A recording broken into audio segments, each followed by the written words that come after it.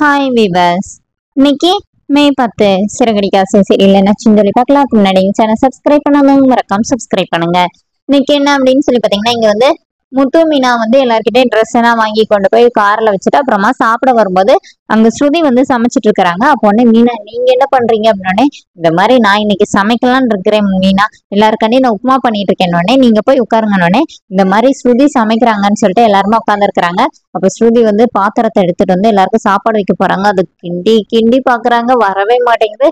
அப்புறமா எல்லாருக்கும் எடுத்து சட்டு சட்டுன்னு பிளேட்ல போடுறாங்க. ரோஹிணி மட்டும் சாப்பிட வரல, அங்க தனியாவே நின்றுட்டு இருக்கிறாங்க. அப்புறம் அவனே எல்லார்கிட்டயும் சாப்பிட்டு பாருங்கன்னு எல்லாரும் திரு திருன்னு முழிச்சிட்டு ஒரு வாய் எடுத்து வச்சு பாக்குறாங்க. எல்லாருக்குமே என்ன பண்றதுனே தெரியல. அப்போனே ஸ்ருதி கேக்குறாங்க எப்படி இருக்குன்னு. முத்து சொல்றாரு, சூப்பரா இருக்கு பழகுறல, நாக்கு அப்படியே உள்ள இழுக்குது அப்படின்னு.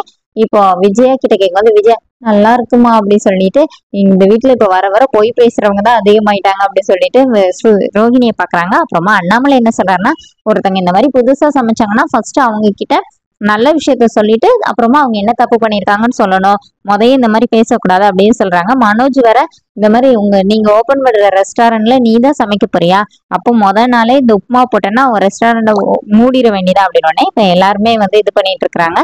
அப்புறமா முத்து வந்து நல்லாதான் இருக்குங்கிறாரு, மீனாவும் நல்லா இருக்கணும்னே இப்ப ரவி வந்து இரு நீயே சாப்பிட்டு பாரு சொல்லிட்டு போய் ஒரு வாய் ஊட்டி விடுறாரு. ஐயோ நல்லாவே இல்லை அப்படின்னு. அப்புறம் ஸ்ருதி வந்து எல்லாரும் சாப்பிட்டு முடிச்ச பிறகு எல்லார்கிட்டையும் போயிட்டு, சாரி, நான் இனிமே மீனா கிட்ட ஒவ்வொரு நாளும் எப்படி சமைக்கணும்னு கேட்டு நான் சமைக்கிறேன் அப்படிங்கிற மாதிரி சொல்றாங்க. அப்ப கீழே முத்து கார் பக்கத்துல என்ன ஆகுதுன்னா, ஒருத்தர் முட்டை கொண்டு வர்றாரு. அது அவர் கார் மேல பட்டுருச்சுன்னு சொல்லி, ஐயோ இந்த வீட்டுல உள்ளவங்களுக்குள்ளதான் இருக்கும் போலையேன்னு சொல்லிட்டு வர்றாரு.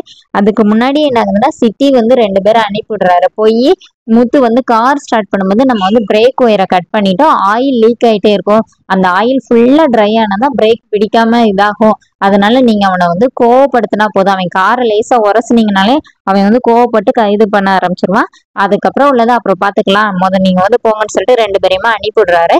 இவங்க இங்க நின்று பார்த்துட்டே இருக்கிறாங்க. அதுக்கப்புறமா தான் அந்த முட்டை சீன். முட்டை வந்து முத்துவோட கார் மேல பட்டுருச்சுன்னு சொல்லிட்டு அவர் போய் வீட்டுல போய் சொல்றாரு. இப்ப முத்து, ஐயோ என் கார் காலையிலே ஏன்னா இப்படி பண்ணி வச்சிங்க அப்படின்னு. இப்ப மீனா என்ன சொல்றாங்கன்னா, நான் கழுவி விடுறேனே, நான் உங்களுக்குனாச்சும் கார் கழுவுனா போயிடும், அவருக்கு பாவம் வியாபாரமே போயிடுச்சுல அப்படின்னு. நீ சொல்றதும் கரெக்ட் தான் அப்படிங்கிற மாதிரி முத்து சொல்றாரு. அதோட என்னோட எபிசோட் ரன் பண்ணிட்டாங்க.